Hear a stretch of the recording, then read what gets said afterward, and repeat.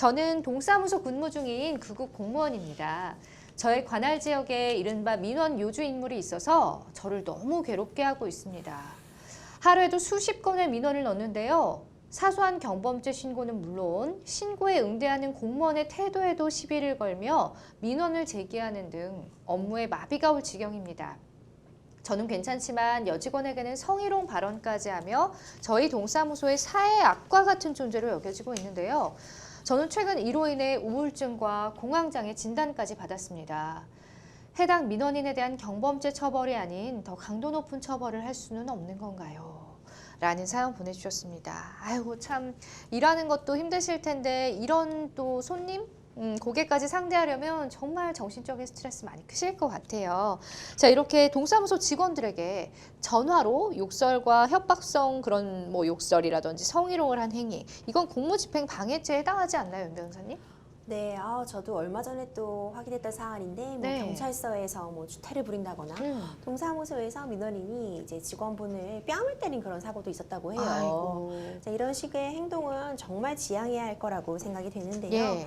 이제 뭐 폭언이나 폭행으로 민원인이 이제 업무를 방해하거나 이런 경우가 좀 왕왕 일어났는데 이제 공무집행 강해의 경우에는 이제 협박이나 폭행으로 인해서 공무집행을 방해하는 경우에 이에 대해 처벌을 내린다라고 규정이 되어 있어요. 네. 이제 보면 이제 폭행이라는 것이 뭔가 물리적인 행사뿐만 아니라 간접적으로 자행되는 경우에도 사실 폭행은 넓은 의미로는 성립이 될 수 있을 것으로 보이거든요. 네.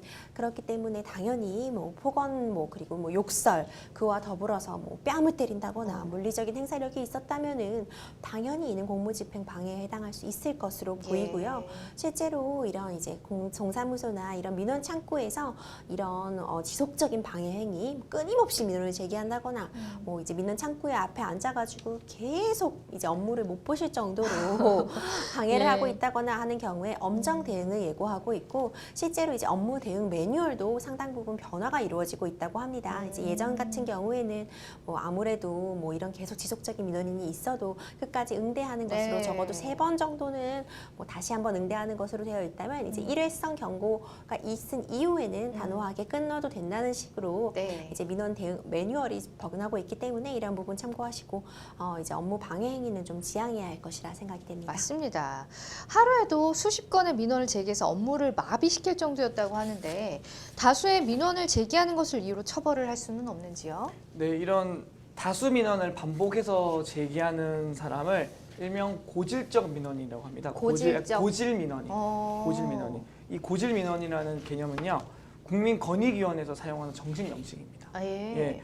예, 이렇게 굳이 국민권익위원회에서 정식 명칭을 별도로 사용할 정도로 이게 그만큼 많고 빈번한 예, 일이고요. 그렇군요. 그다음에 다만 또 국민권익위원회에서 고민을 해야 될 정도로 약간 법의 영역에서 다소 다루어지는 면이 있는 거예요. 왜 그러냐면은 이게 단순히 민원을 많이 제기했다고 해서 처벌이 가능하다고 해버리면은 이걸 국가가 악용할 소지가 있거든요. 왜냐하면은 이게 국가의 정당한 직무 행위를 유기할 수 있는데 수단으로 악용될 소지가 있기 때문에 네. 함부로 단순히 민원의 제기를 많이 했다고 해서 이걸 처벌해버리면은 이게 우리 부작용이 크기 때문에 형사처벌 대상은 아니고요. 예. 다만 허위 사실이 포함이 되어 있을 경우에는 형사처벌의 가능성이 생기는 겁니다. 그렇습니다. 자, 해당 민원인으로 인해서 우울증과 공황장애 진단을 받았다고 하는데 이 피해를 입증하는 것이 한 유선상의 녹취 기록 정도 되지 않을까 싶거든요. 이를 만약에 증거로 제출할 경우에 민원인이 이에 대해서 비밀 유지를 저버리는 것이라고 이의를 제기할 수 있을까요? 이 부분이 또 우려가 되는데. 예. 네, 그렇습니다. 지금 사연에서 드러난 것처럼 심지어 동료에게는 그런 성희롱적 발언까지 했다고 나와 있잖아요. 네. 이제 이런 부분에 대해서는 이제 우리 통신매체 이용 음란죄, 이제 전화성희롱 이런 부분도 사실 검토가 될 만한 여지는 있어 보이거든요.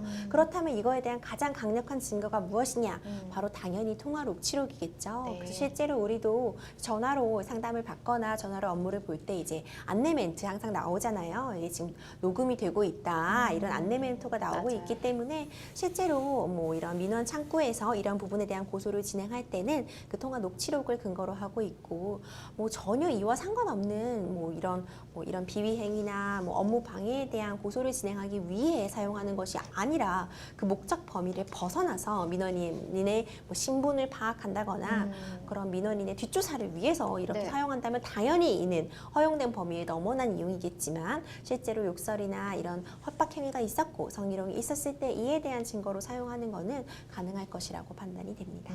그렇군요. 이 수십 가지의 민원 신고들 가운데 허위 신고도 되게 많을 걸로 예상이 되거든요. 이렇게 민원 허위 신고를 했을 때는 어떤 처벌을 받게 되나요? 네, 그런 다수한 민원 사실에 허위 사실에 기반한 것이 있고 그것으로 인해서 민원 업무 처리에 방해받은 바가 있으면은 위계에 의한 공무집행 방해죄로 처벌될 수 있습니다. 보통은 이제 허위 사실 자체는 객관적으로 입증이 가능해요. 진실인지 아닌지는 보면 되니까요. 네. 검증을 하면은. 다만 이 문제가 뭐냐면은 그 해당 민원인이 그 허위 사실 자체를 인식했는지 여부가 보통은 실무에서 많이 쟁점이 됩니다. 인식은 자기의 마음이기 때문에 내가 착각했다고 해버리면은 보통 회피할 수 있는 방법이 되기도 하거든요. 그래서 보통은 그 허위 민원이 잦을수록 예. 횟수가 많다고 하면은 그것이 그 우연한 착각이 여러 번 된다는 거는 필연이라는 고의라는 소리거든요. 그렇기 때문에 허위 민원을 많이 넣으면은 그것이 허위 사실을 인식하고 했다고 해가지고 처벌되는 사례가 많습니다. 통상적으로는 경찰이라든지 네. 소방서에다가 허위 민원을 넣을 경우에 처벌되는 사례가 최근에 많이 늘어났습니다. 아, 그렇군요. 네, 허위 민원은 정말 해서는 안 될 업무 네. 방해가 되잖아요. 어쨌든 많은 분들도 스트레스 받고 계신다고 하는데 좀 이럴 때일수록 정말 서로를 좀 위하는 그런 좀 문화가 빨리 장착이 됐으면 좋겠습니다.